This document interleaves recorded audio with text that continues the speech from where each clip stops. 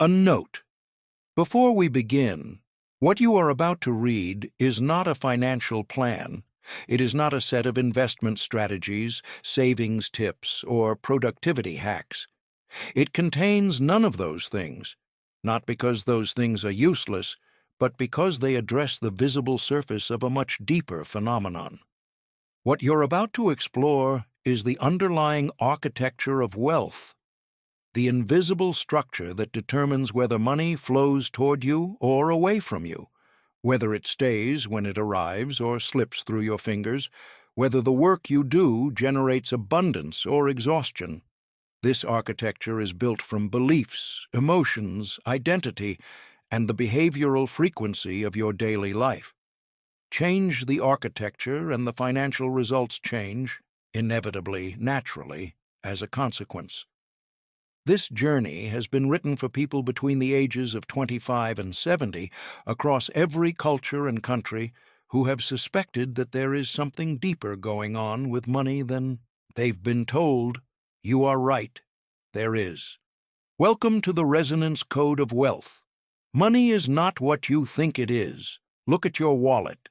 Take it out right now, wherever you are. Whether you're sitting in a cafe in Nairobi, riding the subway in Tokyo, or lying on your bed in São Paulo at midnight, wondering where the next rent payment is going to come from. Take it out and hold it in your hand. Feel the weight of it. Run your fingers across the leather or fabric. If there's a banknote inside, pull it out. Hold it up to whatever light is near you. Look at it. Really look at it. The intricate fibers of the paper, the faded portrait, the serial numbers, the watermarks pressed into its skin like secrets. It feels real, doesn't it? It feels solid, definite, like a verdict. And that's exactly the problem. For most of your life, and I mean this with profound compassion, because I've been there too, you've been taught to treat money as a thing, a scarce, heavy, difficult-to-acquire thing. Something you have to chase, compete for, beg for, bleed for. Something that some people have and some people don't, and the difference between those two groups seems arbitrary or unfair or the result of luck you weren't born with. You were told, work hard, suffer enough, sacrifice long enough, and maybe, money will eventually show up. That belief is the most expensive lie ever sold to humanity. It has kept billions of people locked in a hamster wheel of effort and exhaustion, running faster every year, but never actually arriving anywhere. And here's the cruelest part. The harder you run inside that wheel, the more the wheel convinces you that running is the answer. So, let's stop running for a moment. Let's actually look at what money is. Here is the truth that changes everything. Money is not paper. It is not metal. It is not a number on a screen. It is not a thing at all. If you gathered every banknote in the world tomorrow, every dollar, every euro, every yen, every naira, every rupee, and burned them all in one enormous, spectacular fire, real wealth would not disappear. The farmer who knows how to grow food would still know. The engineer who understands how to build bridges would still understand. The teacher who transforms young minds would still have that gift. The entrepreneur who sees solutions where others see only problems would still see them. Because money is not value. Money is the receipt for value. It is the physical shadow of an invisible energy. It is what happens when genuine contribution, genuine service, genuine creativity moves through the world and leaves a trace. Read that again slowly. Money is the shadow of energy, not the energy itself. This is not a metaphor. This is physics. Modern quantum physics, the actual science taught in the world's most prestigious universities, has confirmed something that ancient wisdom traditions always suspected. Nothing in the universe is truly solid. Everything that appears solid is, at its most fundamental level, a field of vibrating energy. The chair beneath you vibrates. The phone or book you're holding vibrates. Your body, your bones, your blood, your heartbeat vibrates, and money vibrates. The late physicist David Bohm spent decades exploring what he called the implicate order, the idea that beneath the visible surface of reality lies an invisible layer of pure energy and potential from which all physical things emerge. The table that looks solid is actually 99.9% empty space, occupied only by energy fields in constant motion. What we perceive as matter is energy that has slowed down enough to appear solid. Wealth, at its deepest level, is energy, and energy follows laws, precise, universal, non-negotiable laws. The most important of these laws, for our purposes, is this: like attracts like. Similar frequencies resonate with each other. Similar vibrations are drawn together. Now here is where it gets uncomfortably personal. The frequency of money, the energetic signature of abundance, flow, and wealth, is high, fast, and expansive. It resonates with joy. It resonates with creativity, with gratitude, with freedom, with the feeling of expansion, of possibility, of open horizons. The frequency of need, of desperation, of fear, of scarcity is low, slow, and contracting. It resonates with anxiety, with resentment, with the suffocating feeling of walls closing in. These two frequencies are incompatible. They cannot occupy the same space. They repel each other the way two magnets of the same polarity repel each other. The harder you push them together, the more forcefully they push apart. This is why you can work 16 hours a day, 7 days a week, grinding yourself down to nothing, and still be broke. Not because the universe is cruel, not because you're not smart enough or talented enough or deserving enough, but because the frequency of desperate effort, of working from a place of fear and scarcity, is vibrationally incompatible with the frequency of wealth. You are trying to tune into a radio station while broadcasting on a completely different wavelength.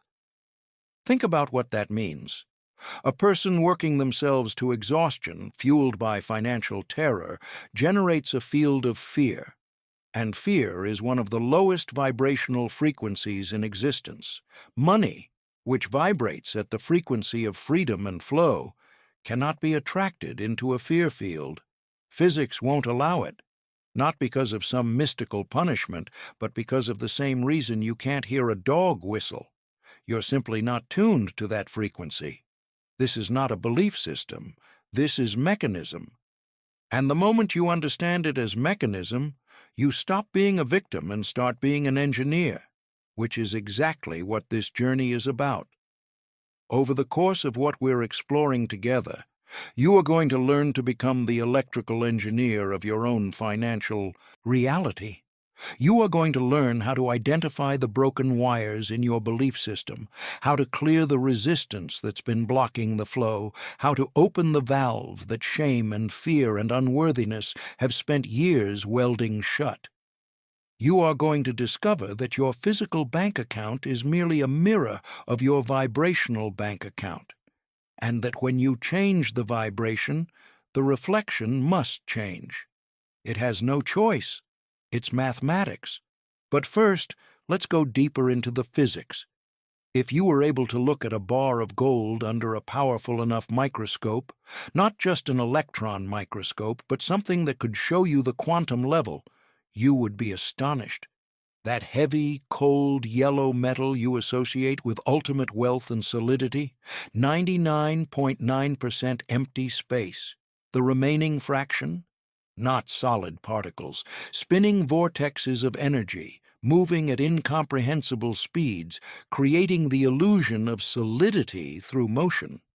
The heaviness of understand that, truly, viscerally understand that, truly, viscerally understand it. Something shifts, because it means that what you thought of as solid reality is actually a constantly updating projection, a frequency made manifest. And frequencies can be changed. You stop trying to carry the gold. you start learning to tune to it. Most people approach money the way a person trying to catch butterflies approaches butterflies, running frantically, net swinging wildly, chasing and stumbling, and coming up with nothing but breathlessness and disappointment. Because butterflies, like money, are not attracted by pursuit. They are attracted by resonance, by the right environment, by the right frequency. Stop chasing, start resonating. The ancient alchemists of medieval Europe were laughed at for believing they could transmute lead into gold, but they understood something profound, even if their method was wrong. They understood that matter is not fixed, that transformation is possible, that the base can become precious. They were right about the principle. They were just working on the wrong level. The transmutation doesn't happen in the laboratory. It happens in consciousness. Your financial situation right now is not a sentence. It's a frequency. And frequencies are the most changeable things in the universe. Now, and this is important, I need to speak to the part of you that's been listening carefully and nodding along but is also getting a little uncomfortable.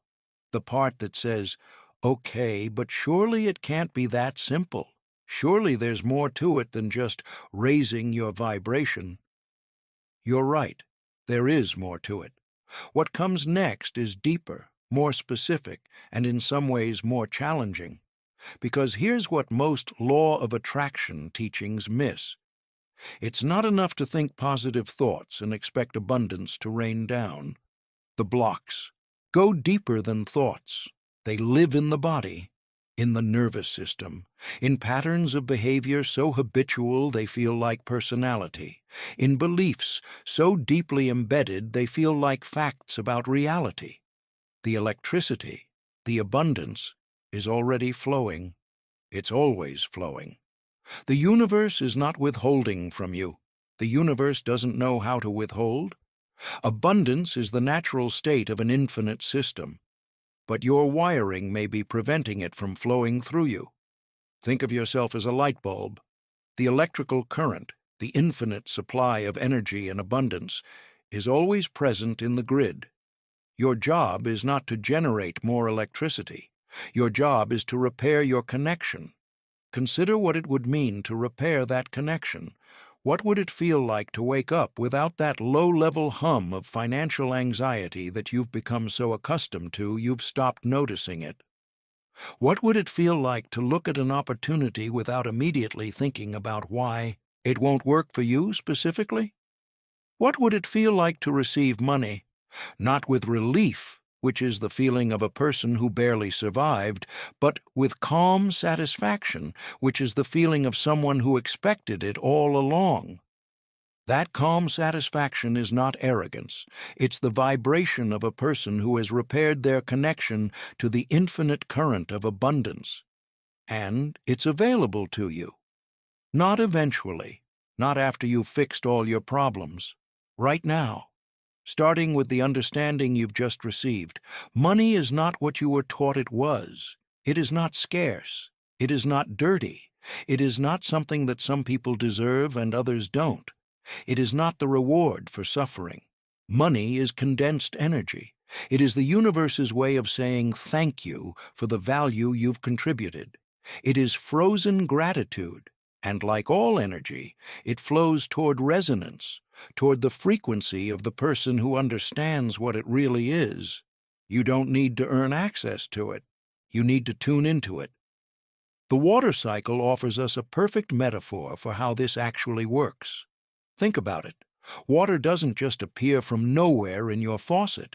It began as vapor, invisible, weightless energy rising from oceans and lakes. That vapor gathered, cooled, condensed into clouds. From clouds came rain. Rain gathered into rivers. Rivers fed into reservoirs. From reservoirs, it traveled through pipes into your home, eventually emerging from your tap. Your bank account is the tap. It's the last stage of a long process that began with invisible energy. Most people stare at the tap. They beg the tap. They bang on the tap. They compare their tap to other people's taps and feel inadequate about the flow rate of their tap. Meanwhile, the vapor, the invisible creative energy, the ideas, the inspiration, the resonance, is being ignored. And without vapor, there's no rain. Without rain, there's no river. Without a river, there's no reservoir. And without a reservoir, no matter how hard you bang on the tap, nothing comes out. If you want more from the tap, you must create more vapor. You must work at the level of the invisible, the level of consciousness, belief, emotion, and identity.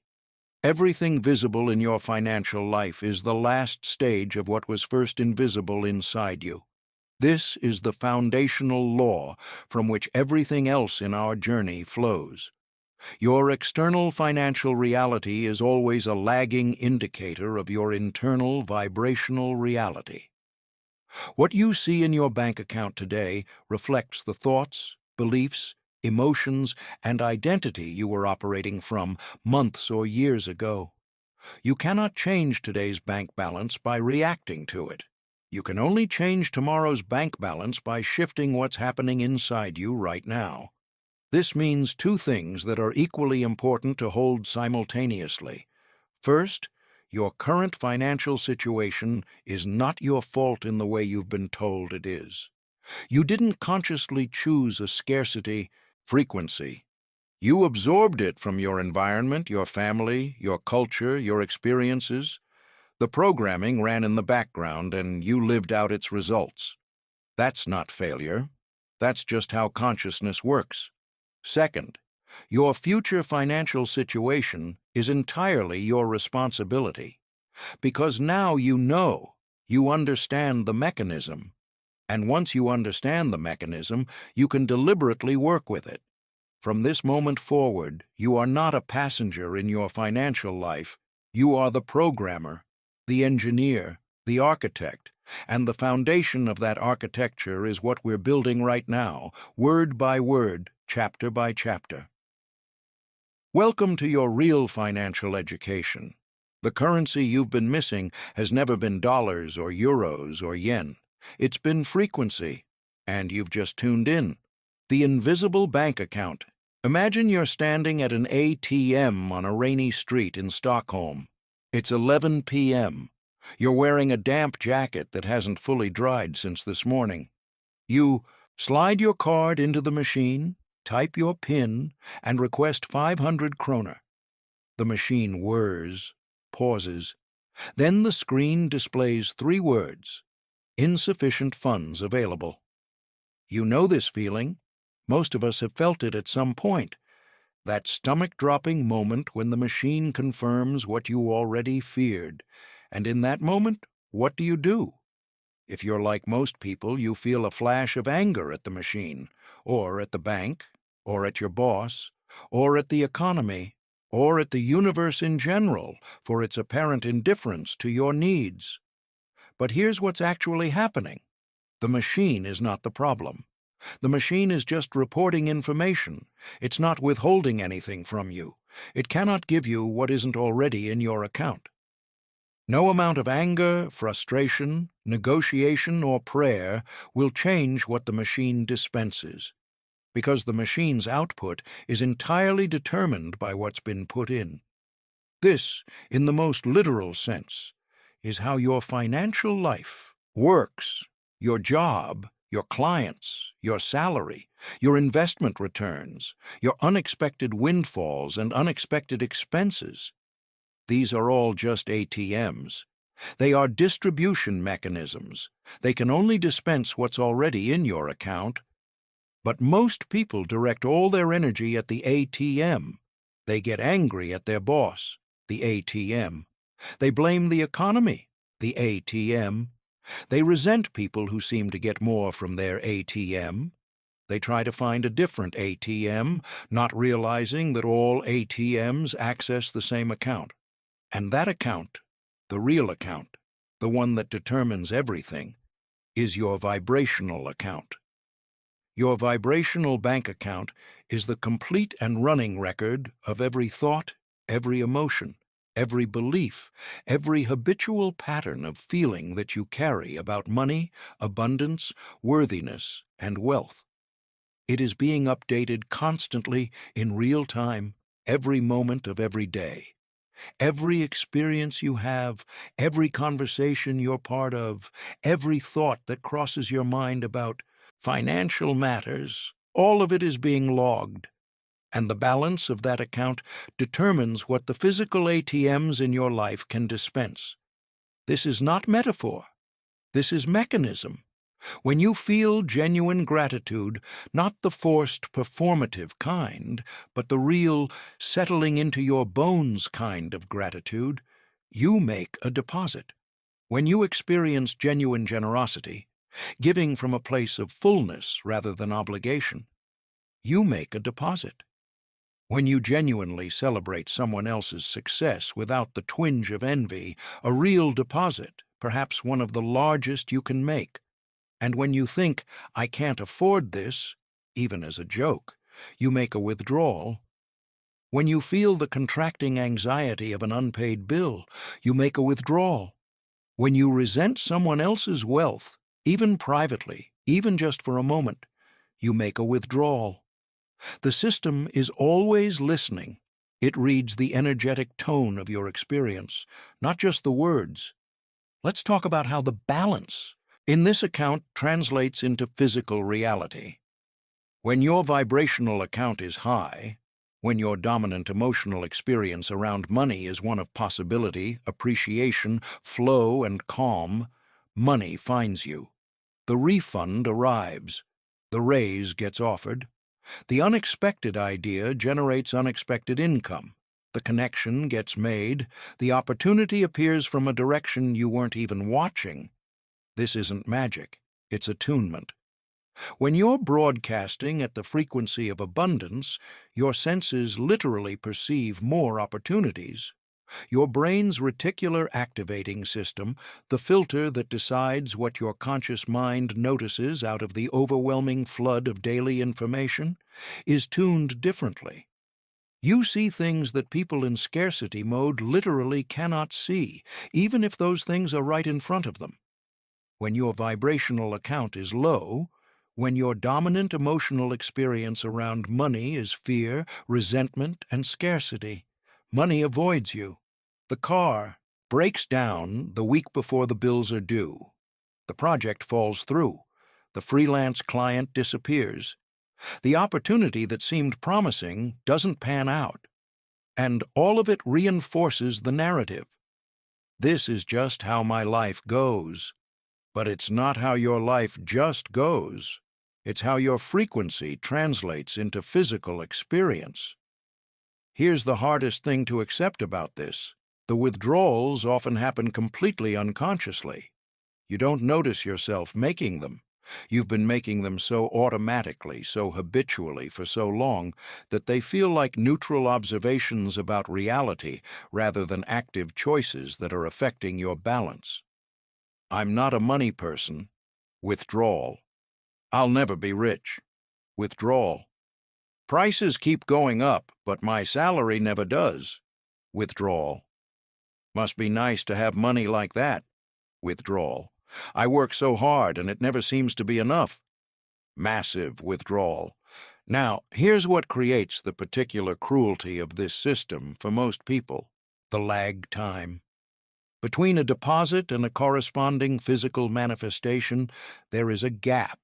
It might be days, it might be weeks, it might be months, depending on the size of the shift and the accumulated debt of the previous pattern. Think about online shopping. You place your order, your card is charged, and then you wait. The item exists.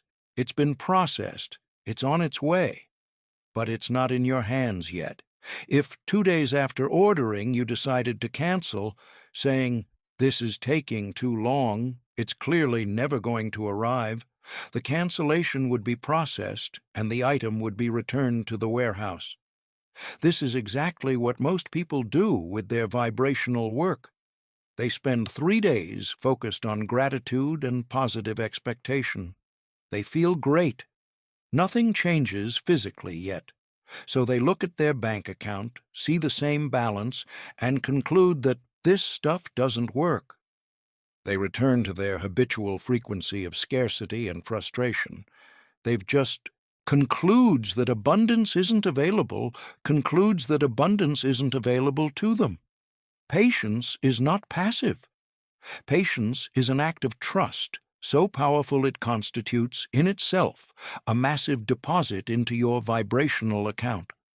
The ability to hold your energetic state, to maintain your frequency of appreciation and possibility, even in the gap between the order and the delivery, is the skill that separates those who receive from those who don't. Your current bank balance is yesterday's newspaper. It reflects the frequency of weeks or months ago. You cannot change yesterday's paper, but you are writing tomorrow's headline right now with the frequency you choose to maintain in this moment. Now, let's go deeper into the currency of this account, because understanding the currency changes everything. The currency of the vibrational account is not money. It's emotion. Specifically, it's the quality of feeling that accompanies your thoughts about your life, your worth, your capabilities, and your relationship with abundance. The exchange rate works like this. Genuine gratitude is worth more than almost anything. Not gratitude as performance, where you list things you're supposed to be grateful for, but the real thing, that sudden, surprising, overwhelming sense of, oh my God, how fortunate I am. That is high-denomination currency. It deposits into your account immediately and with enormous force. Expansive joy, the kind that comes when you're doing something you love, when you lose track of time, when you feel completely aligned, is also extremely high denomination. The Danes call it hygge, the Japanese call it ikigai.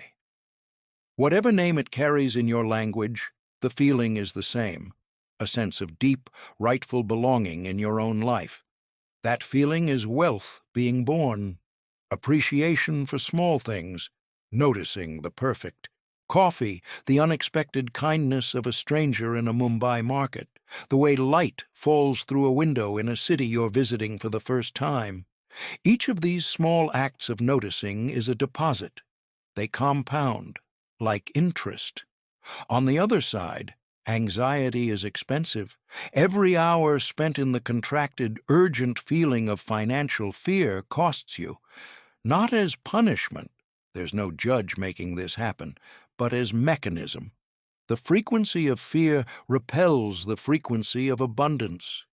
You can't be afraid and abundant at the same time for the same reason you can't be hot and cold at the same time. Resentment is a debt spiral. It compounds at a devastating rate. Every time you resent someone else's wealth, every time you look at a person in a better house, with a better car, or taking a holiday you can't afford, and feel that sour mixture of desire and contempt, you are writing yourself further into financial debt. Because what your vibrational account registers is not, I want what they have. What it registers is, abundance belongs to other people, not to me. And it responds accordingly. This brings us to one of the most counterintuitive and powerful practices available to you, learning to feel wealthy before there is any physical evidence that you are. Before you dismiss this as fantasy or delusion, hear me out. There is a difference between pretending, which requires you to ignore reality, and choosing your predominant feeling, which requires you to direct your attention. You're not lying to yourself. You're deliberately choosing which aspect of reality to emphasize, and in doing so, you're changing the frequency you broadcast, and therefore changing what you attract. A woman walking through a street market in Marrakesh can feel the weight of her empty wallet and feel desperate and contracted. Or she can feel the richness of the colors around her, the warmth of the sun, the smell of spices, the extraordinary abundance of the world's sensory experience, and choose to feel wealthy in this deeper sense, even temporarily. One of these choices deposits into her vibrational account. The other withdraws. We are always choosing our dominant feeling. Most of the time, we make that choice unconsciously, based on habit and circumstance. The practice, the real work, is learning to make that choice deliberately. Here's a practical application. Look at the money you currently have and deliberately feel appreciation for it. All of it. Even if it's small. Even if it's embarrassingly small by the standards you hold for yourself. If you have $20, take a moment to actually consider what those $20 represent. How many hours of someone's labor? How many miles of transportation? How many meals? How much warmth? The number is small, but the value it can still deliver is real. When you honor that value, when you genuinely feel appreciation for what is rather than anxiety about what isn't, you change your frequency. And your frequency changes your reality. There's another crucial element to the vibrational account that most people completely miss: the block created by envy. Envy is, energetically, one of the most self-destructive experiences available to human beings, not because it's morally wrong, though there's that too, but because of what it signals to your vibrational account. When you see a man stepping out of a gleaming car in a business district in Lagos, and you feel envy. When you see a woman launching a thriving creative business from a small apartment in Berlin, and you feel resentment. What your vibrational system is recording is this: wealth is available in the world, but it is for other people, not for me. There is a difference between them and me, and that difference means I don't get what they have. That belief, wealth is for others, not for me, is one of the most expensive beliefs a human being can carry. It literally creates a barrier between you and the abundance that is naturally flowing through the universe toward all of its participants. The antidote is not to force yourself to feel happy for wealthy people when you don't. It's to genuinely shift your perception of what their wealth represents. Someone else's abundance is proof that abundance exists and is accessible in this world. It is evidence that the universe is capable of delivering it. When you see another person thriving, you are looking at a demonstration, a physical proof, that the frequency of abundance can translate into physical reality in this world, in this time, for real human beings. You can make them your evidence rather than your comparison. Look, it's possible. If it's possible for them, it's possible. That thought alone, felt genuinely, makes a significant deposit. There's one more dimension of the vibrational account we need to address before we move on. The impact of what you might call energetic debt, the accumulated weight of old transactions that happened years or even decades ago and were never consciously processed. Financial trauma runs deep. The memory of a parent sitting at a kitchen table in Seoul or Johannesburg or Buenos Aires, staring at bills with a face drawn tight with worry. That image is stored somewhere in your nervous system. The feeling of being told, "We can't afford that," in a tone that made the impossibility feel personal, feel like a judgment of your family's worth. That feeling is stored. These old stored transactions continue to influence the balance of your vibrational account until they're consciously acknowledged and released. They are, energetically, like debts that keep accruing interest. The process of releasing them is not complex, but it does require honesty. It requires you to look at the old pain, name it, feel it fully for perhaps the first time, and then consciously choose a different interpretation. You were not born into scarcity as a punishment. The financial struggles of your family were not a statement about your worth. The difficulty you've experienced around money is not evidence that you don't deserve abundance. It is evidence of a frequency pattern, one that was passed down from generation to generation, absorbed from an environment, reinforced by circumstance. and frequency patterns can always be changed. Every moment is a new transaction. Every breath is an opportunity to make a deposit. Your account is open. What are you putting in right now? The firewall picture. The most powerful computer money can buy. We're talking about a machine that would make the most advanced tech labs in Singapore or Silicon Valley take notice. The fastest processor available, memory so vast it could hold entire libraries, a display so sharp it borders on supernatural, connected to fiber optic internet with speeds measured in gigabits per second. Now imagine this machine cannot download anything larger than a small file. Every time you try to access a significant resource, the system freezes. Every time you attempt to receive something of real value, a warning screen appears. You call technical support, and after running diagnostics, they tell you, the hardware is perfect. The problem is a legacy security firewall installed years ago. It's flagging everything as a threat. This is your financial reality if you've grown up in a culture, family, or environment that has transmitted scarcity programming. Your hardware, your innate capacity for intelligence, creativity, contribution, and wealth generation, is perfect. The network, the universe, with its literally infinite supply of energy and abundance, is always connected, always fast, always available.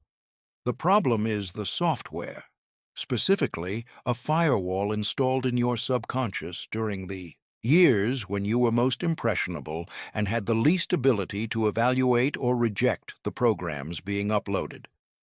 That firewall is now intercepting your abundance.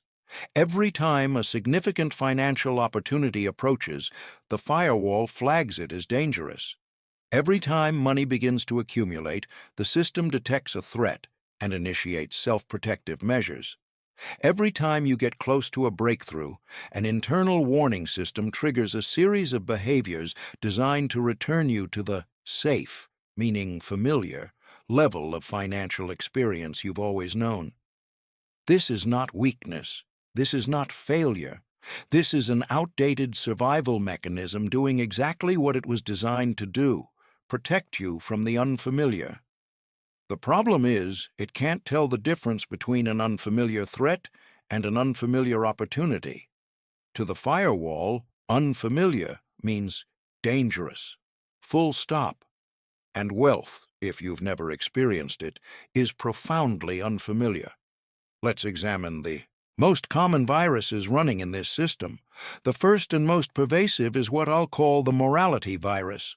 This virus is installed through statements like, "Money corrupts," "The rich are greedy," "You can't be wealthy and good at the same time," "Those people got rich by exploiting others." It's reinforced by stories, in the media, in fiction, in family narratives, where wealthy characters are villains, where the virtuous person chooses noble poverty over corrupted wealth.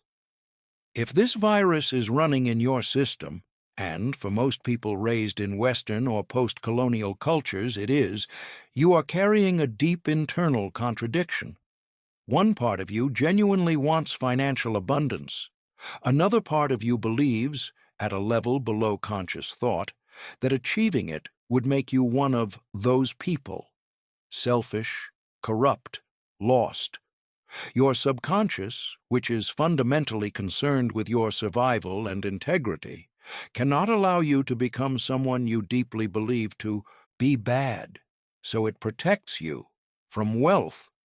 Every time you get close to significant money, the morality virus triggers a self-sabotage sequence, a bad investment decision, a conflict with a key client, a sudden extravagant expense, an accidental loss.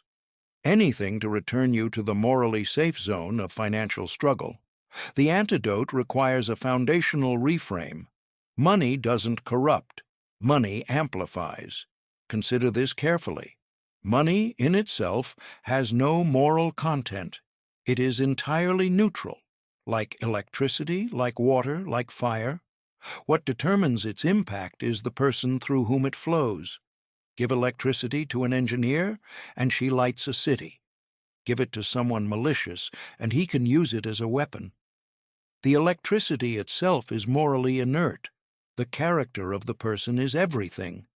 Generous people who receive wealth become more generous. Compassionate people who receive wealth become more impactful in their compassion.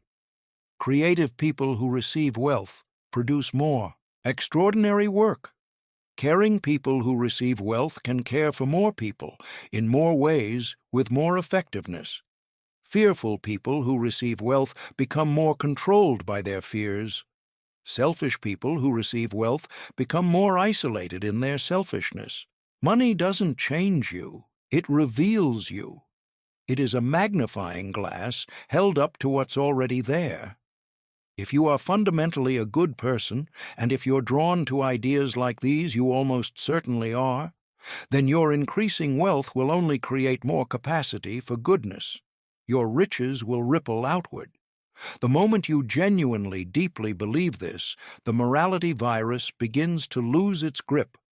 The second major virus is what I call the loyalty program. This one is subtler and, in some ways, more insidious than the morality virus because it attacks through love. If you grew up in financial struggle, if the adults around you worked hard and never quite got ahead, if financial stress was a constant background noise of your childhood, if people like us carried a particular meaning in your family's vocabulary, then your subconscious has formed a powerful equation.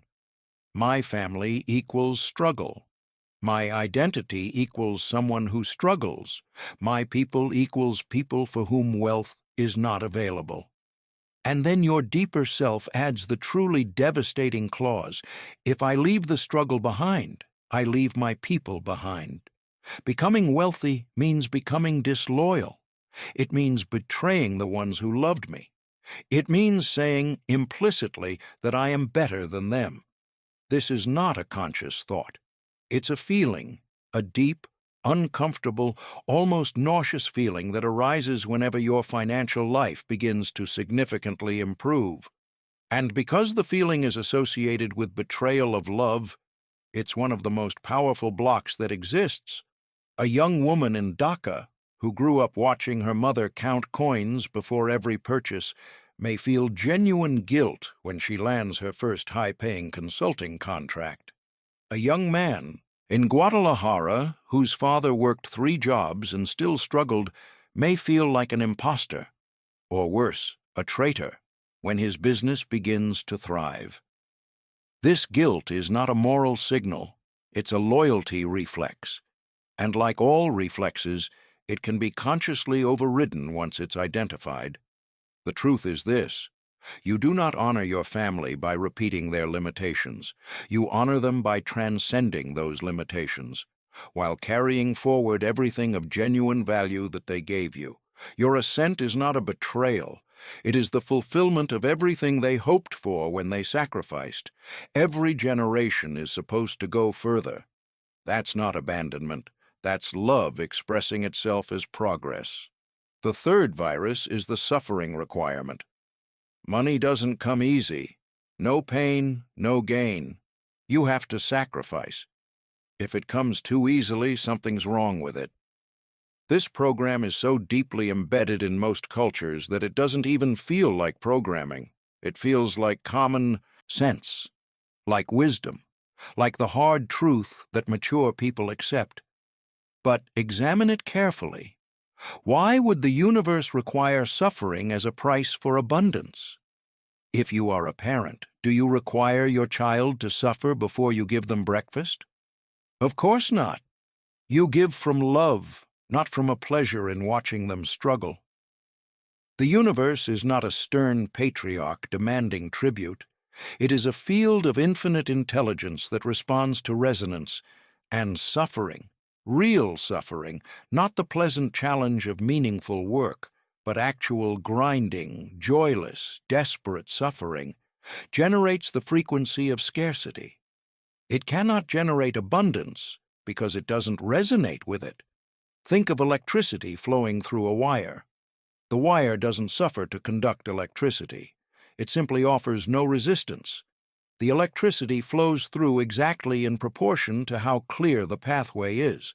Forced, desperate effort is resistance. It is the friction in the wire that generates heat instead of light. The energy being expended generates suffering rather than abundance. Easy doesn't mean lazy. Ease means alignment. When you are doing work that is aligned with your genuine strengths, your authentic purpose, your natural gifts, work often feels close to effortless. Not because you're not doing anything, but because you're not fighting yourself while you do it. A master sushi chef in Osaka isn't suffering when he practices his craft. A jazz musician improvising in a small club in New Orleans isn't grinding through agony. These people are in flow, that state of deep alignment where capacity meets challenge perfectly, where self-consciousness disappears and the work simply happens through you. That flow state? That's the frequency of abundance, not the tortured 12-hour day. The flow. How do you know these viruses are running in your system? Look at the patterns. If you work extremely hard, but consistently earn less than your peers who seem to work less hard, morality virus or suffering requirement may be running. If you receive significant money and it disappears within weeks, always to some emergency or unavoidable expense, loyalty program may be protecting you from exceeding the family's financial ceiling. If you feel genuine discomfort when presented with a large opportunity, even one you logically know you could handle, any or all three may be active. If you consistently undersell your services, feel embarrassed quoting your actual worth, or find yourself working for much less than you know you should receive, some combination of these programs is almost certainly running. The process of clearing them begins with visibility. A virus that operates in the dark is at its most powerful. The moment you see it, name it, understand it, it begins to lose coherence. It can no longer run silently because you've shone a light on its mechanism.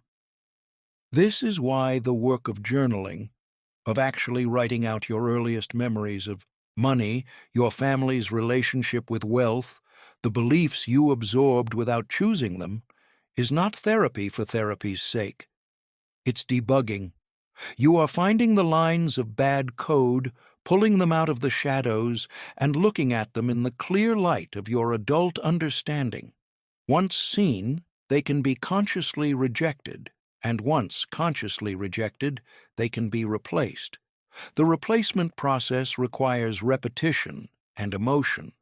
A new belief stated once, with minimal feeling, will not displace an old belief held for decades with enormous emotional charge.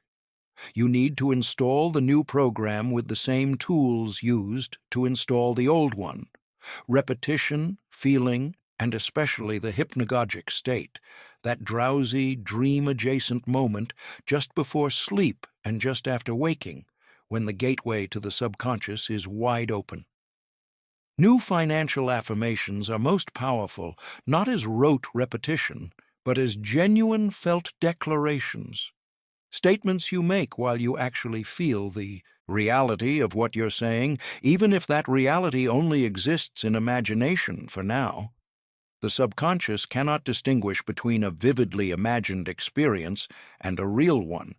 This is both the source of its vulnerability to negative programming and the mechanism of its healing. Reprogram deliberately and reprogram often. The old viruses will try to reassert themselves. This is normal, expected, not evidence of failure. Just catch them, name them, and choose again. In the language of software, you are not just deleting the old program, you are writing a new one. And like all new software, it runs better with each iteration. The firewall comes down, the connection opens, the downloads begin, and suddenly what felt like an impossible signal finally comes through, clear and strong. Financial identity.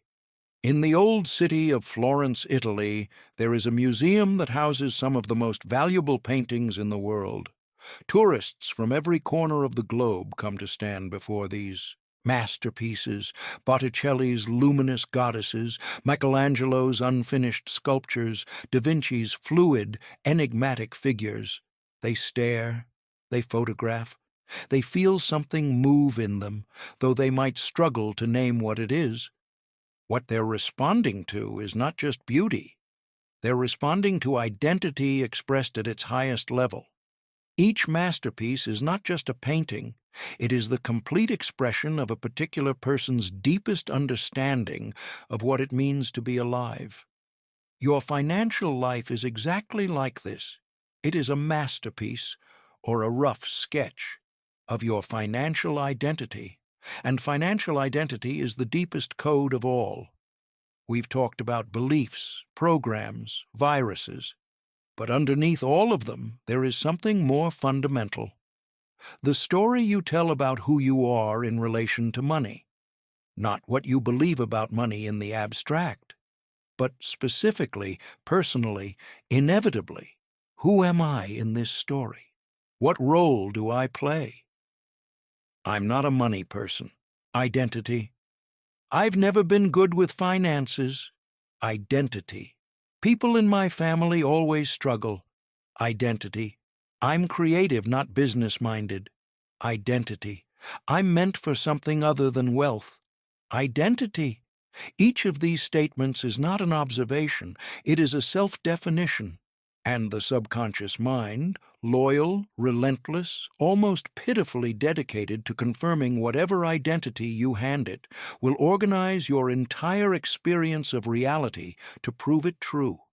This is why financial patterns repeat across decades. The circumstances change, the players change, the specific numbers change, but the pattern remains recognizable, consistent, almost boring in its predictability.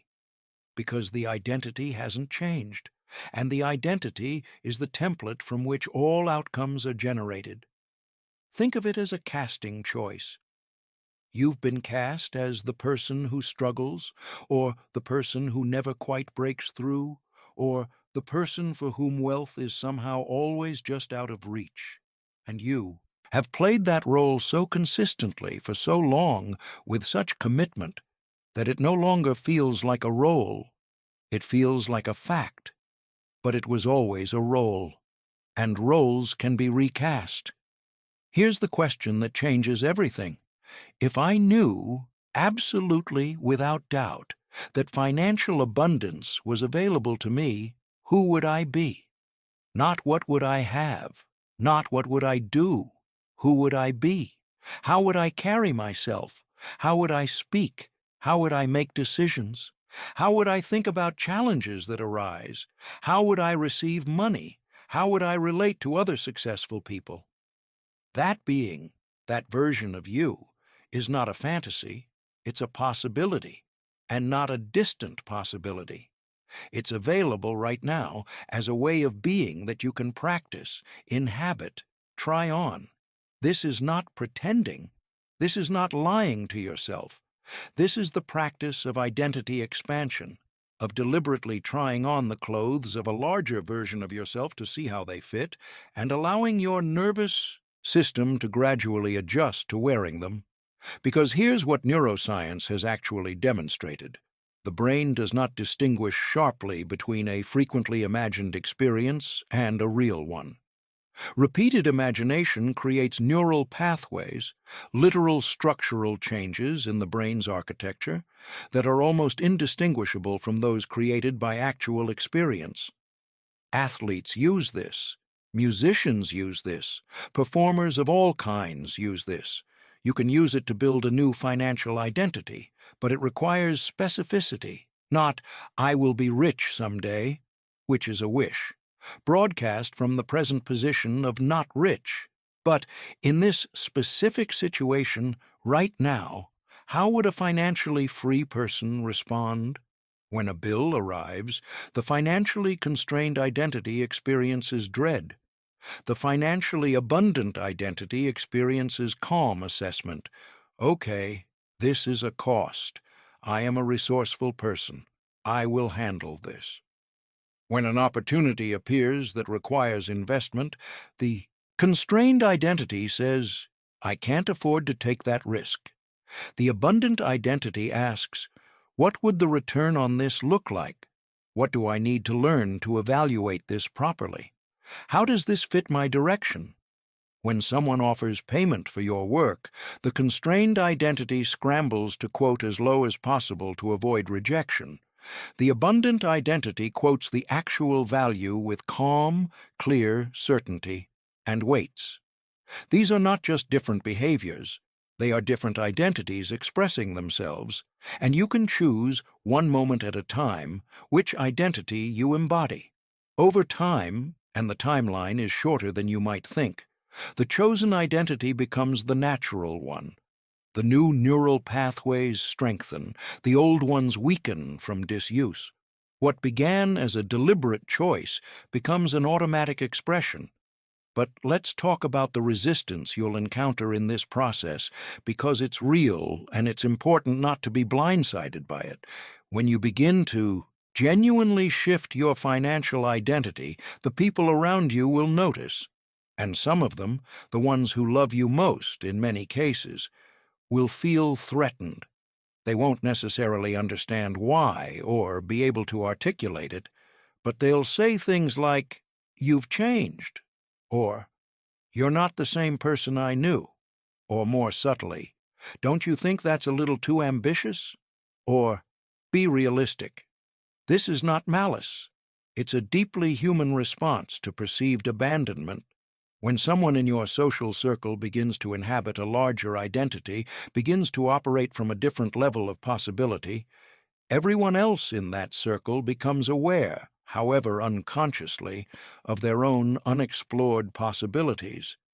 Your growth becomes a mirror they didn't ask to look into.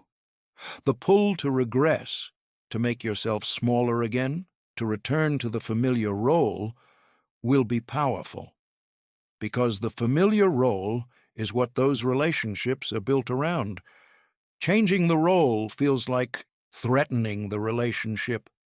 But this is the moment of greatest importance on the entire path.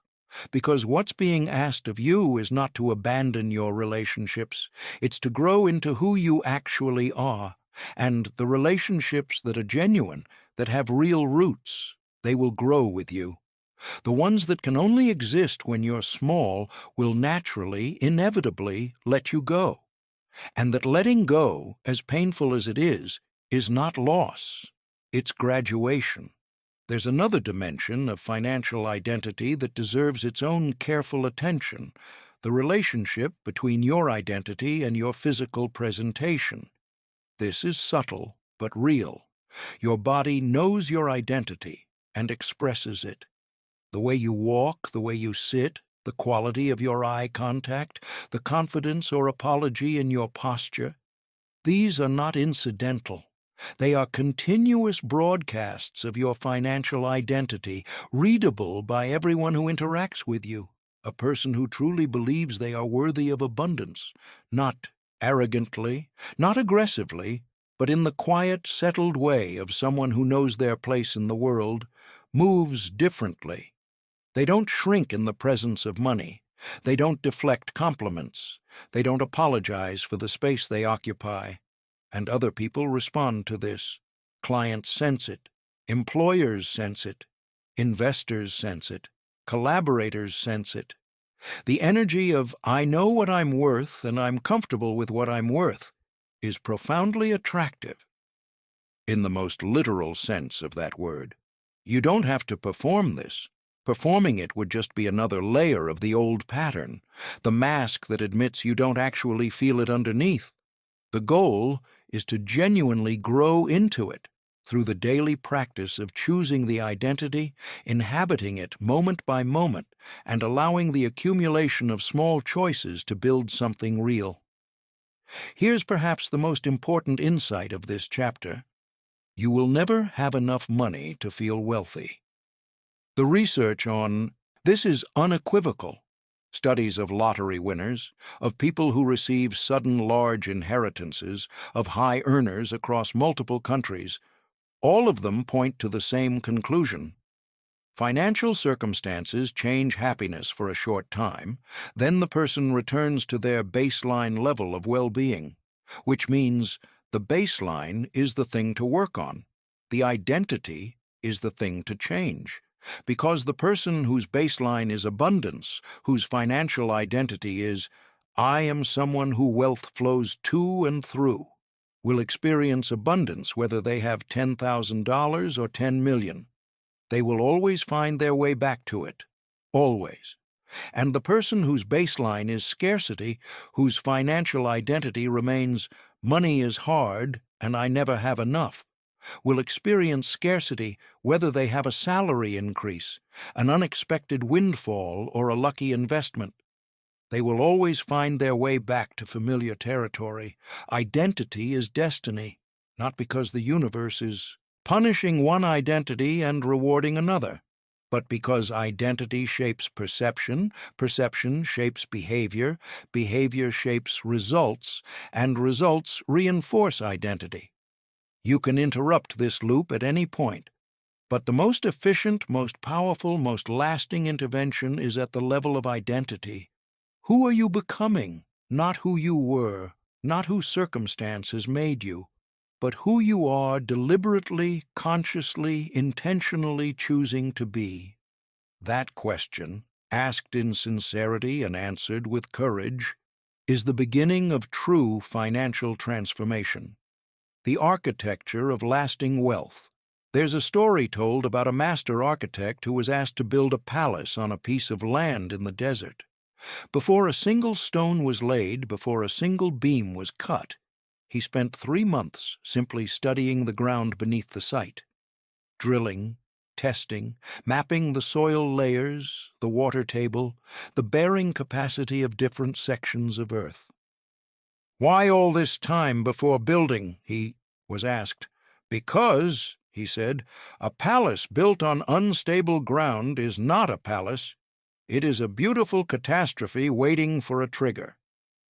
Your financial life is a palace, and everything we've covered so far, the understanding of money as energy, the vibrational bank account, the viruses and firewalls, the question of identity, has been, in its way, a study of the ground.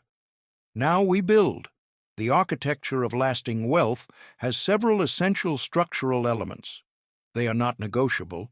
You can choose to ignore any of them, but you'll pay for it in the structural integrity of what you're building. The first element is order. Order is one of the most misunderstood concepts in the personal finance world. Most people think it means budget spreadsheets and detailed tracking, and they're right in the practical sense. But they've missed the energetic dimension. Money flows toward order. Not because order is morally superior to chaos, but because order is clarity, and clarity is the frequency of intelligent flow. Consider what it signals to your subconscious mind when your wallet is stuffed with crumpled receipts and random cards, when you're not quite sure what's in your checking account, when you have multiple subscriptions you've forgotten about, when your financial life generally has the texture of a drawer that hasn't been organized in 3 years. It signals disregard. And what you disregard, you lose. Not as punishment, as physics. The energy of something follows attention. Money, like all energy, goes where it is acknowledged, respected, tended to. Neglected energy disperses. This is not about becoming obsessive. It's about cultivating the quality of relationship with your financial life that you would cultivate with any relationship that matters. You don't have to think about your best friend every minute of the day to have a healthy friendship. But you do have to give that friendship genuine attention, genuine presence, genuine respect. Give your financial life the same. Know, with reasonable accuracy, what flows in and what flows out. Not to restrict yourself, not to live in the prison of a rigid budget, but to be present with your financial reality rather than avoiding it out of fear or shame. Because avoidance, the tendency to not open certain emails, not check the account balance, not face the reality of where things stand, is one of the most expensive habits a person can maintain. It is the financial equivalent of a patient refusing to visit the doctor because they're afraid of bad news.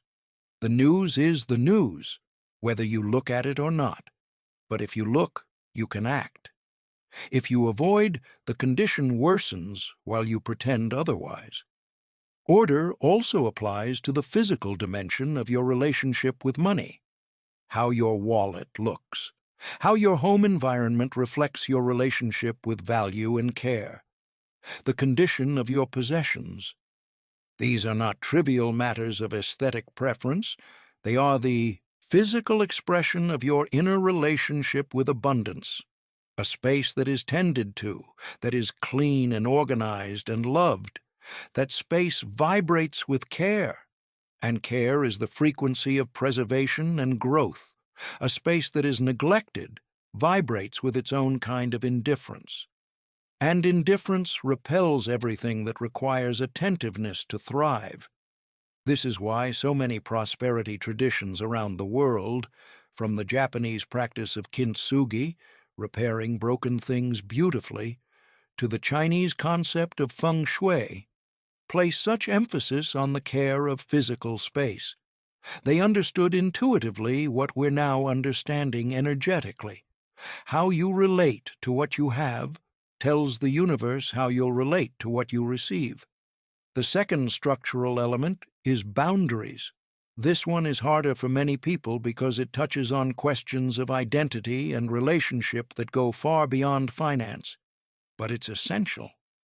A person who cannot say no, who is perpetually available, perpetually accommodating, perpetually giving their time and energy to whoever demands it without reservation, is a person with no capacity to contain abundance, because containment requires boundaries.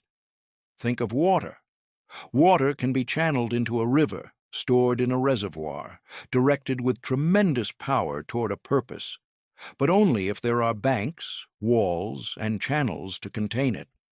Without those structures, water spreads thinly across every available surface and evaporates. No depth, no power, no direction. Boundaries are your banks. They are the structures that allow your energy to accumulate rather than disperse, and energy that accumulates becomes power. Power that is directed becomes impact. Impact generates value, and value generates wealth. Saying no to the wrong things is what creates the capacity to say yes to the right things. This is not selfishness. This is stewardship of yourself, of your energy, of your capacity for contribution. The person who says yes to everything out of fear of disappointing others will eventually become too depleted to contribute meaningfully to anyone. Their generosity, paradoxically, has made them less generous, because they have nothing left to give. The person who has clear boundaries, who knows what they will and won't give, who knows what their time and energy are worth, who protects their inner resources with the same care they'd protect a physical investment. That person has something real to offer. Their yes means something because their no is real. And financially, clients respect it. Employers respond to it. Collaborators trust it, because a person with healthy boundaries is a person who knows their worth. And people who know their worth generate wealth, because the market, for all its imperfections, does ultimately reward confidence in value. The third structural element is decision velocity. This is one that surprises people. The speed and quality of your decision-making is a significant financial factor. Not recklessness. That's not what we're talking about. But the ability to make clear decisions, commit to them, act on them, and course-correct if necessary, rather than remaining in a perpetual state of analysis, deliberation, and paralysis. Money moves. Opportunities are time-sensitive. The person who spends 3 weeks deliberating over a decision that needed to be made in 3 days has already lost that opportunity, regardless of what they eventually decide. The window has closed. Decisiveness is a skill that can be developed. It begins with developing trust in your own judgment, which begins with making small decisions quickly and experiencing that the results, while not always perfect, are almost always manageable. As your track record of decision-making builds, so does your confidence. As confidence builds, your decisions become cleaner, faster, and more accurate. There is a related practice here that is worth emphasizing. Completing what you start. Every abandoned project, every half-finished initiative, every "I'll get back to that" that never gets returned to, these accumulate as what might be called energetic debt. The subconscious carries them as evidence that you cannot be trusted to follow through. And a self that cannot be trusted to follow through will not trust itself with large amounts of money. Consciously or not, it will self-sabotage rather than risk the responsibility. The practice of finishing things, of making agreements with yourself and keeping them, is one of the most powerful forms of financial self-investment available. It tells your deepest self, "I can be trusted, I follow through, I am reliable." And a reliable self is a self that can handle expansion. The fourth structural element is patience as a practice, specifically patience with the lag between internal shifts and external results. We mentioned this in Part 2, but it bears returning to here, because this is where most people abandon the work. The external results take longer than expected to reflect the internal changes. There is always a gap. It varies in length, but it is always there. And the quality of your experience during that gap determines everything. If you are peaceful in the gap, curious, grateful, trusting the process, you maintain your elevated frequency and the manifestation timeline shortens. If you are anxious in the gap, checking, doubting, sliding back into scarcity, you disrupt the signal and the timeline extends. Patience here doesn't mean passivity. You continue to act. You continue to build. You continue to make your deposits and clear your debts and choose your identity daily. But you release the desperate urgency, the contracted, fearful need for it to happen now. That is the most effective way to prevent it from happening at all. There is a beautiful paradox at the heart of conscious wealth building. The moment you release the desperate need for the result often arrives, not because the universe rewards detachment as a spiritual achievement, but because desperate need is a low-frequency broadcast, and releasing it instantly raises your frequency to one that is compatible with what you've been working toward. The fifth and final structural element of this chapter is integration. The work we've been doing is not a financial plan. It is a life transformation, and transformations that occur only in one domain, only in the money department, don't hold, because life is not departmentalized. Your financial reality is inseparable from your health, your relationships, your creative life, your spiritual life, your sense of meaning and purpose. When the financial transformation is real, all of these areas shift, and the shifts in other areas feed back into the financial transformation, strengthening and deepening it. This is why the most sustainably wealthy people you'll ever encounter are not people who have figured out the perfect investment strategy or the ultimate productivity system. They are people who have figured out how to live with genuine presence, genuine care, genuine engagement with all of it. Their wealth is not something they've accumulated and protected.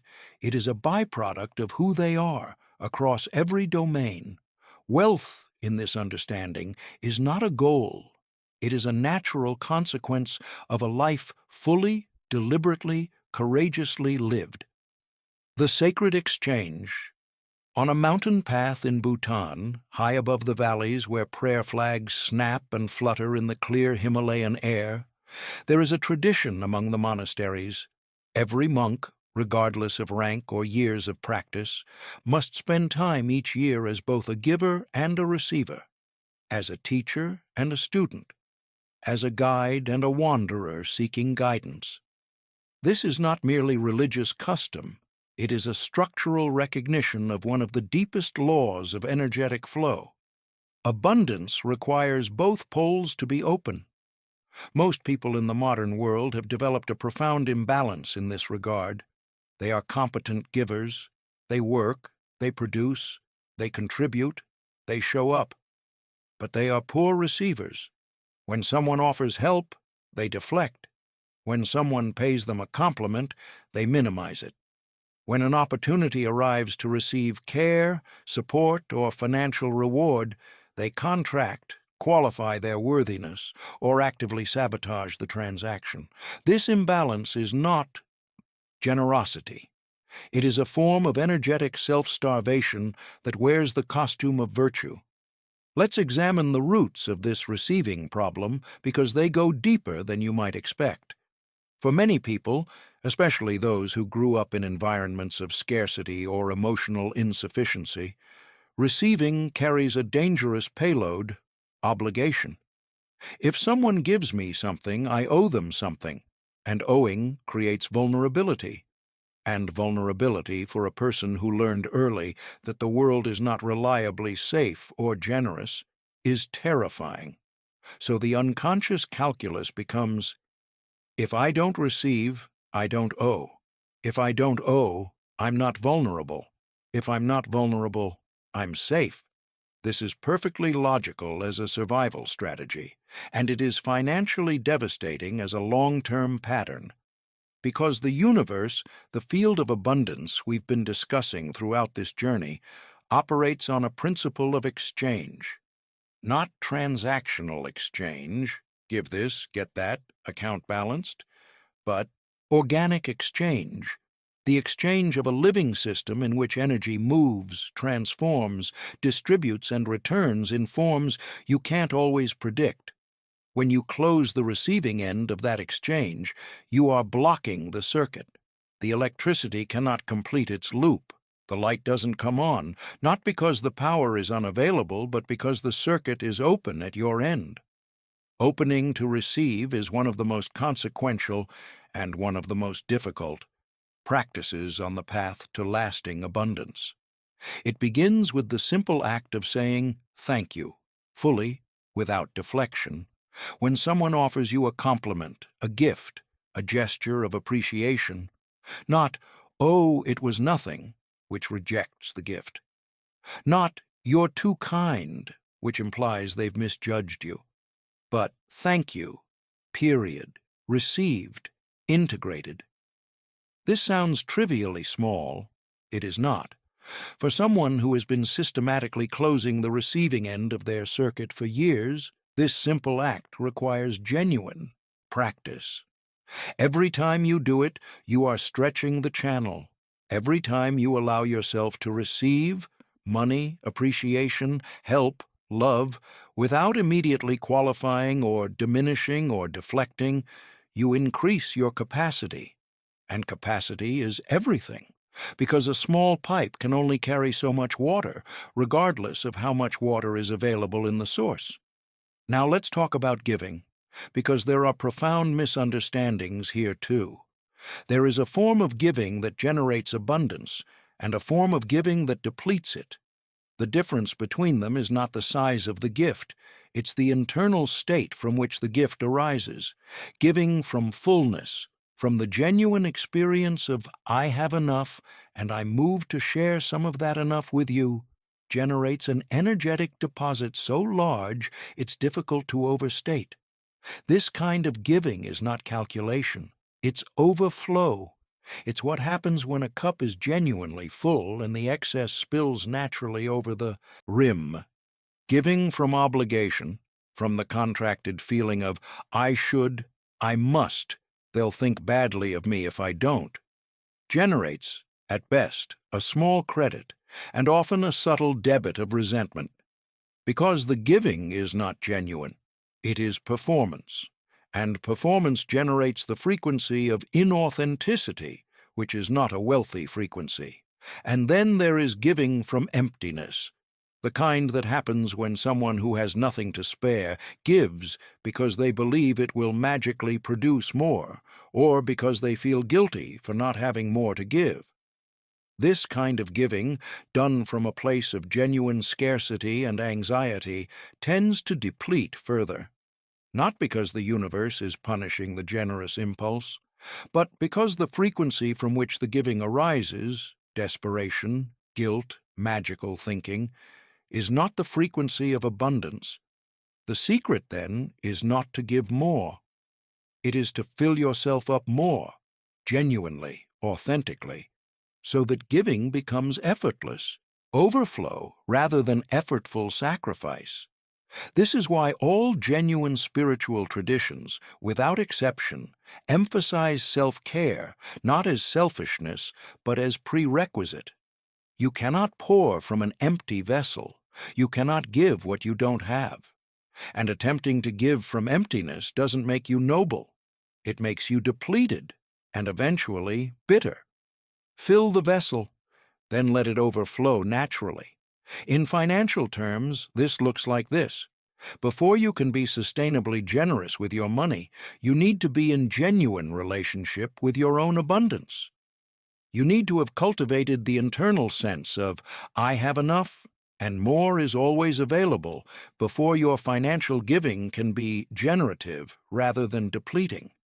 This does not mean you have to wait until you're wealthy before you give, but it does mean that the quality of your internal state while giving matters more than the quantity of what you give. A person in Lagos who drops 20 naira into a street musician's case with genuine joy, genuine appreciation, genuine sense of their own overflowing good fortune, that 20 naira carries more energetic power than a $1,000 check written from a place of guilt and obligation. Give joyfully when you feel genuine joy. Give gratefully when you feel genuine gratitude. Let the feeling lead, and let the amount follow from the feeling. There's another dimension of exchange that deserves careful attention: the practice of paying with consciousness rather than paying with anxiety. Every time money leaves your hands, rent, groceries, bills, purchases, you are participating in an energetic exchange. That exchange will either feed the circuit of abundance or drain it, depending entirely on the quality of consciousness you bring to it. When you pay your rent with resentment, another month of my hard-earned money going to this landlord, you are broadcasting at a frequency of loss, of money flowing away from you with no return. The resentment creates resistance in the circuit. The money is lost twice, once physically and once energetically. When you pay your rent with genuine appreciation, this money is securing shelter for me and everyone I love. This is money well spent. The exchange is good. You are completing the circuit with grace. The money flows out, and by the law of energetic exchange, something of equal or greater value begins its movement back toward you. This is not naive. This is not magical thinking. This is the precise application of a universal principle that operates whether you're aware of it or not. You might as well be aware of it and work with it deliberately. The principle of conscious payment applies to taxes, compensation for the infrastructure that makes your life possible, to tipping, honoring the labor of someone who served you, to charity, amplifying your connection to the flow of abundance, and to every other form of money leaving your hands. Each payment is an opportunity to practice gratitude for what you received in exchange. And each practice of gratitude is a deposit into the vibrational account we discussed earlier. This is the alchemy of giving. It transmutes spending into investment, loss into exchange, depletion into circulation. Because money that flows, money that moves, that circulates, that participates in genuine exchange, is alive. It generates more movement, more exchange, more life. The wealth you will ultimately create will not come from hoarding or clutching. It will come from the quality and consciousness with which you participate in the great river of exchange that flows through all human life. You are not separate from that river. You are a part of it, and the degree of your participation, the openness and joy and gratitude with which you give and receive, determines the vitality of the flow through you. The compass. There is an instrument aboard every sailing vessel in the world, from the humblest wooden dhow plying the waters off Zanzibar to the most sophisticated yacht navigating the South Pacific. A compass. And the purpose of that compass is not to generate wind, or to create waves, or to make the sea more navigable.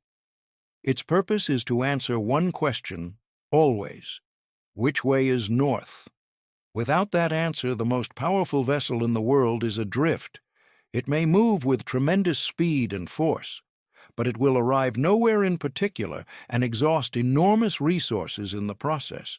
Your direction, your genuine, deeply held, uniquely yours sense of where you are pointing and why, is the compass of your financial life. And without it, no technique, no mindset work, no amount of raised vibration will produce lasting wealth. Because lasting wealth is not just about accumulation, it is about accumulation in service of something. Money flows toward direction, not toward wishfulness, not toward vague dreams of more, but toward a clear, energized sense of purpose that gives the money a reason to be there. Let's explore this carefully, because purpose is a word that has been used so freely it has almost lost its meaning. When I speak of direction, I don't mean a life purpose in the grand philosophical sense, though that matters too. I mean something more immediate and personal, the clear sense, from moment to moment and day to day, of what you are building and why it matters. A sculptor in Istanbul who knows she is building toward a body of work that will communicate something true about human experience. She has direction. A tech entrepreneur in Bangalore who knows he is building toward infrastructure that will give access to education for millions of underserved students. He has direction. A parent in Amsterdam who knows they are building financial security so that their children can make choices based on passion rather than desperation. That parent has direction. Direction doesn't have to be grand. It has to be genuine. It has to be yours. The tragedy of many chase because it's what their peer group chase, because it's what their peer group considers success. The lifestyle they're working toward because they saw it on a screen and it looked like happiness. These borrowed directions lead to effort without resonance. And effort without resonance, no matter how consistent, how disciplined, how strategically executed, will not produce the effortless flow that characterizes genuine abundance. Because the universe doesn't reward effort, it rewards resonance. And you cannot resonate with someone else's purpose. You can only resonate with your own. How do you find your genuine direction? Not by thinking harder. Thinking, at this level, is part of the problem. Thinking is the function of the conscious mind, which is the smallest, least powerful, most frequently wrong part of your mental apparatus. The conscious mind sees only what it has been told to look for. It has blind spots the size of continents. The genuine direction, the purpose that will generate resonant, effortless, sustainable financial flow, lives deeper. It lives in the body, in the intuitions that arise before the internal critic arrives to analyze them, in the activities that produce the experience of flow, in the moments when you lose track of time because you are so completely present in what you're doing. These signals are available to you, but they require quiet to hear. And quiet, for most modern people, requires deliberate cultivation, because the noise, the notifications, the feeds, the constant consumption of other people's thoughts and images and opinions is so pervasive, so relentless, that the inner voice has retreated to a whisper most people never hear. The practice of direction finding is essentially the practice of turning down the external volume enough to hear the internal signal. This might mean 20 minutes of genuine stillness in the morning, Not meditation as performance, not another thing on the to-do list, but actual settling, breathing, listening, noticing what arises when there is nothing competing for your attention. It might mean spending time in nature, which has its own particular quality of quietness that seems to create the conditions for inner clarity. There's a reason that significant insights in human history have often come during walks. Darwin's thinking path at Down House in Kent, Nietzsche's walks in the mountains above Sils Maria, the peripatetic philosophers of ancient Athens. Movement in natural surroundings bypasses the analytical mind and creates access to deeper intelligence. Try it when you're genuinely uncertain about direction. Walk somewhere green and quiet, ask the question internally, and listen for what arises. Once a genuine direction begins to emerge, something important happens to your financial life. Decision-making becomes dramatically simpler, because every decision can now be filtered through a single question. Does this move me toward my genuine direction or away from it? This clarity is immensely financially powerful. It means that the endless stream of opportunities, options, comparisons, and distractions that constitute modern economic life suddenly sorts itself automatically. Most of it falls away as irrelevant. The things that remain, the opportunities that actually align, stand out with unusual clarity. And when you pursue what aligns with your genuine direction, you bring to it a quality of energy and engagement that the market recognizes and rewards. Because authenticity is rare, real engagement, the kind that comes from doing what you genuinely care about, is rare. And rare things command premium value. This is the deepest financial strategy of all.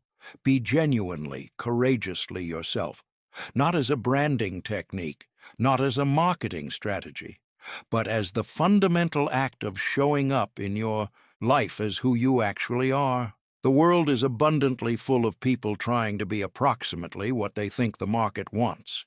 The market is simultaneously starving for someone who will actually be what they are, fully and unapologetically. You can't manufacture that, you can only find it, and you find it by going quiet enough, regularly enough, to hear what's actually arising from within you. Before the filters, before the shoulds, before the comparison to everyone else's direction. One final note on direction. Be prepared for it to evolve.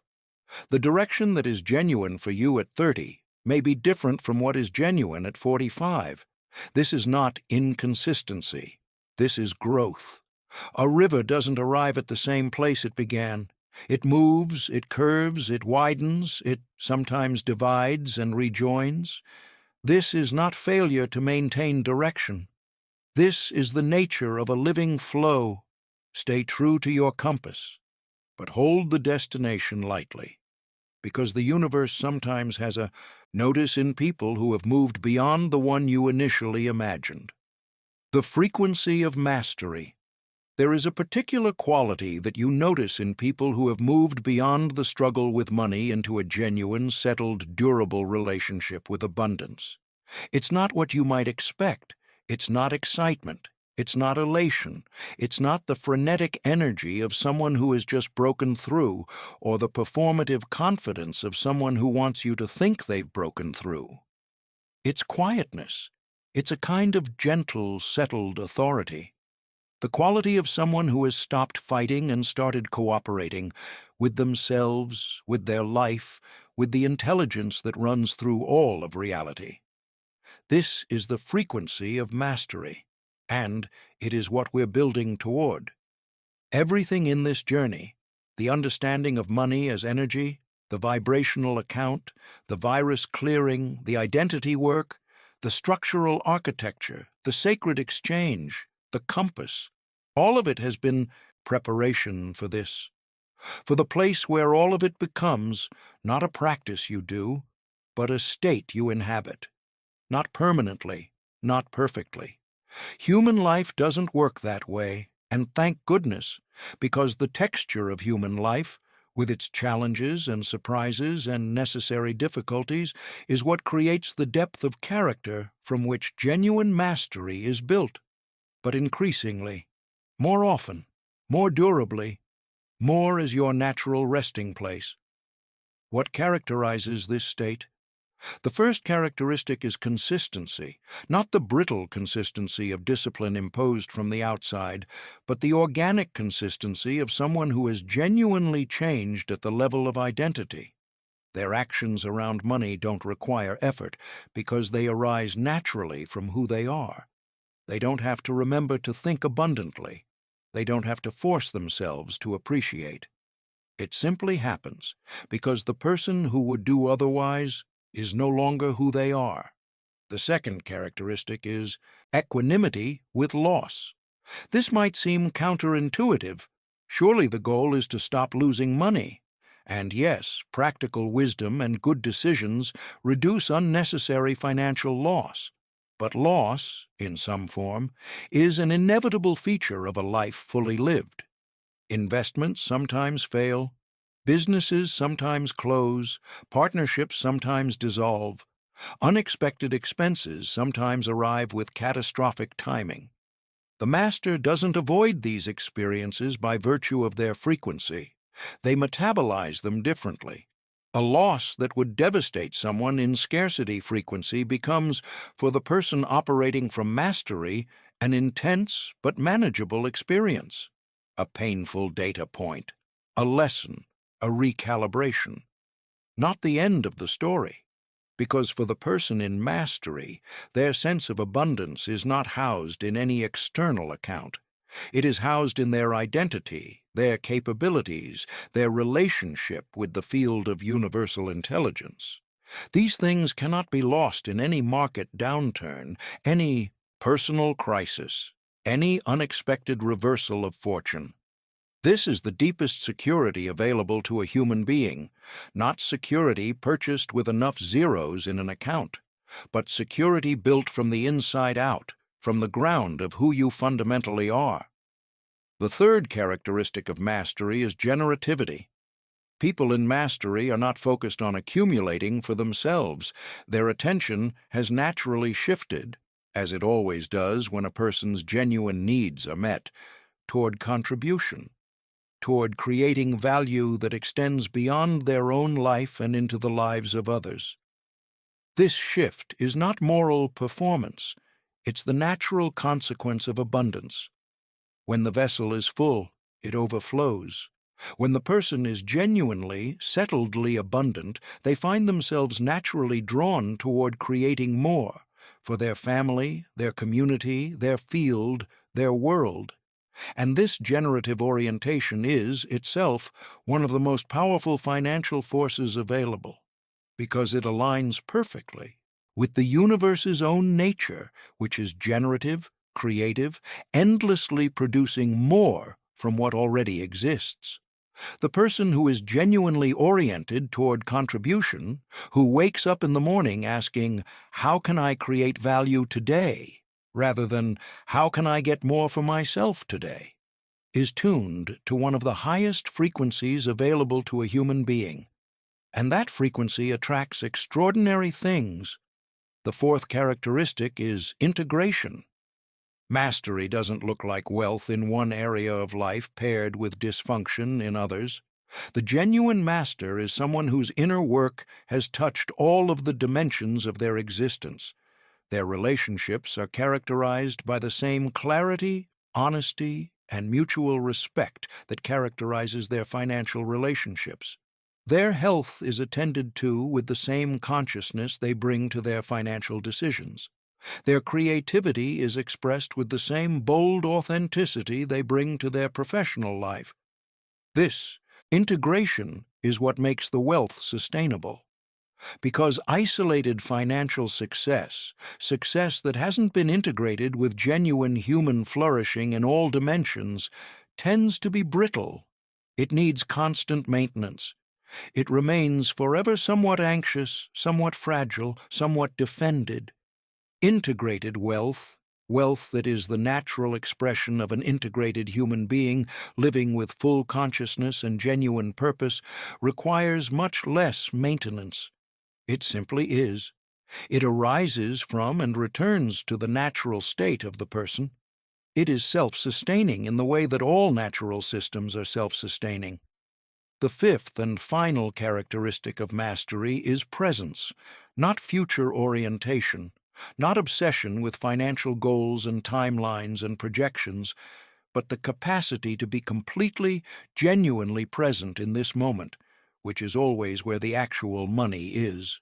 Not in the future, which doesn't exist yet, or the past, which no longer does. Here, now, in the quality of what you are doing and being and contributing right now, the person who masters presence discovers something surprising. The future takes care of itself. When you bring full, genuine presence to each moment, to each relationship, each interaction, each exchange of value, the cumulative result is extraordinary. Not because you've been strategically optimizing each moment, but because genuine presence is the ultimate creative force. It sees what is actually there. It responds to what is actually needed. It creates real value, not performed value. And real value is always, always, always compensated by the universe, which operates through the field of human exchange and has an impeccable ability to route what is needed to where it is most effectively being created. Presence is the final secret, the thing that everything else has been building toward. Be here, fully, without the overlay of past regret or future anxiety, without comparison to others' timelines, without performance for an invisible audience. Just here, in this moment, with this person, creating this value, in this exchange.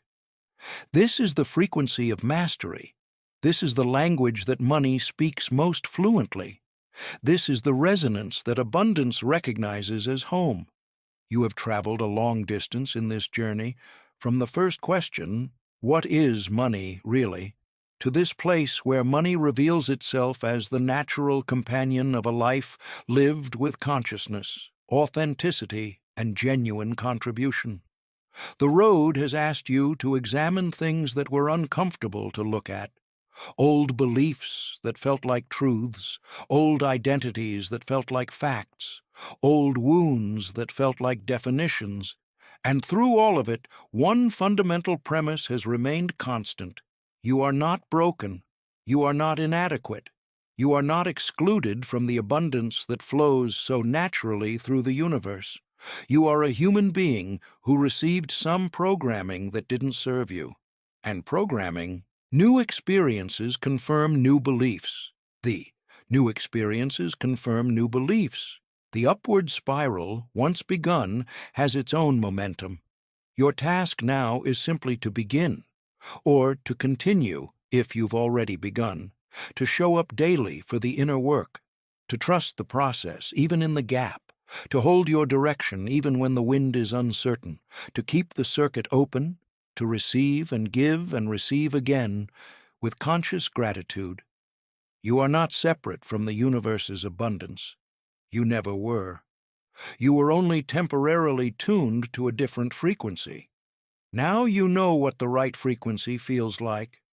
Now you know how to return to it when you drift. Now you know that drifting is not failure. It's just a reminder to recalibrate. The compass is in your hand. The current is flowing. The signal is clear. The only remaining question is, are you ready to receive? The living practice. The insights you've gathered on this journey about frequency, identity, exchange, direction, and mastery are not destinations. They are seeds. And seeds, no matter how potent their potential, accomplish nothing unless they are planted, watered, and given time to grow in the actual soil of daily life. This is where most transformational journeys fall short. The insight arrives, blazing and clear, and then the day returns, with its ordinary demands, its familiar pressures, its deeply habitual rhythms. and the insight fades. Not because it wasn't real, but because insight without practice remains theory, and theory, however beautiful, does not change the texture of lived experience. The integration of wealth consciousness into daily life requires practice, specific, repeatable, cumulative practices that gradually, irreversibly, rewire the default operating system of your mind and body. Here is the practice. The first element is the morning frequency check, a practice that takes less than 5 minutes and can be done anywhere.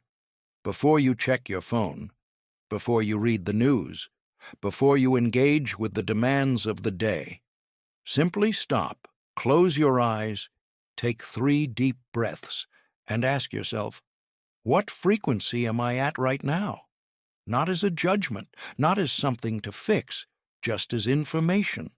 Notice what's present, whether it's anxiety, hope, dread, excitement, numbness, or peace. Notice it without adding a story to it. You're not diagnosing yourself. You're simply checking the instrument panel before you begin the flight. This morning check does something crucial. It introduces a gap between waking and reacting. In that gap, you have agency. You can choose to begin the day from a place of deliberate orientation rather than habitual reflex. And days that begin from deliberate orientation produce different results than days that begin from reflex. The second daily practice is what I call gratitude. Specificity. Generic gratitude. I'm grateful for my life, my health, my family, is better than nothing, but it tends to become rote. Rote gratitude has little energetic charge. It's the spiritual equivalent of saying, I love you, without meaning it. Specific gratitude is different. Finding one precise, particular, concrete thing each morning to feel genuine appreciation for. The specific quality of light in your room, the specific warmth of the first sip of coffee, the specific memory of a conversation yesterday that left you feeling seen. That specificity generates genuine feeling. And genuine feeling is the currency of the vibrational account.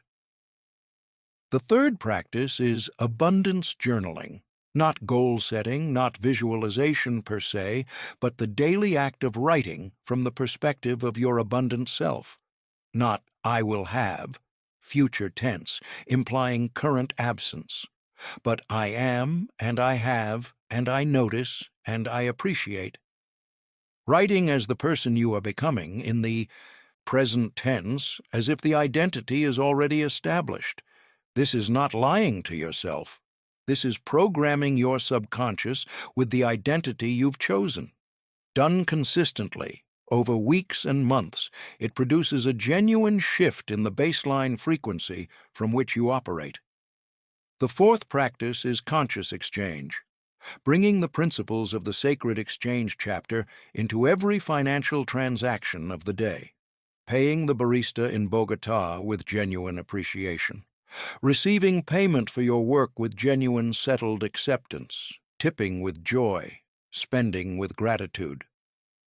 This practice transforms every financial interaction from a transaction into an act of energetic participation. The fifth practice is evening review. A brief, again, 5 minutes is enough, end-of-day acknowledgement of the exchanges that took place. Not an accounting in the financial sense, an energetic accounting. Where did I add value today? Where did I receive value? Where was there genuine exchange? Where was I contracted and why? What can I learn from that contraction? This evening review closes the day's energetic loop. Unclosed loops, experiences left unprocessed, feelings left unacknowledged, accumulate as a kind of psychic debt that compounds over time. The regular practice of conscious review processes the day's experiences and releases what doesn't need to be carried forward. These 5 practices, morning check, gratitude specificity, abundance journaling, conscious exchange, evening review, are simple enough to do every day and powerful enough to produce genuine transformation over a 90-day period of consistent practice. Not perfect practice, consistent practice. The days when you miss a practice, when you fall into the old frequency, when you catch yourself thinking and speaking from scarcity, these days are not failures. They are data points. They are the friction that makes the growth real. The person who commits to this practice for 90 days and then reviews the 3 months will find, without exception, if the practice has been genuine, that something has shifted, not just in how they think about money, in how money moves through their life. The opportunities have changed. The quality of their relationships has changed. The ease with which they create and receive value has changed. Because they have changed, at the level of identity, at the level of frequency, at the level of the deepest programming. This is the promise and the path of the journey you've taken through these chapters, not a shortcut, not a trick, not a system that bypasses the real work. The real work is the inner work, the work of examining what you believe, releasing what doesn't serve you, choosing a larger identity, opening the circuit of giving and receiving, finding your genuine direction, building the inner structures of lasting wealth, and practicing daily, imperfectly, persistently, until the new way becomes the natural way. And when that happens, when the frequency of abundance becomes your default frequency, your natural resting place, your unremarkable everyday experience, you will look back at where you began and feel something unexpected. Not pride, exactly, not triumph, gratitude for the path, for the struggle that made the transformation real, for the teachers, the challenges, the setbacks, and the breakthroughs, for the people who doubted you and accidentally gave you fuel, for the people who believed in you and gave you shelter, and most of all, for the particular, irreplaceable, extraordinary person that you are, the one who, given all of that history and all of those programs and all of those reasons to give up, chose instead to understand, to grow, to open, to receive. This is your story, and this is your abundance. It was always yours. You just had to remember how to find it. The language money speaks.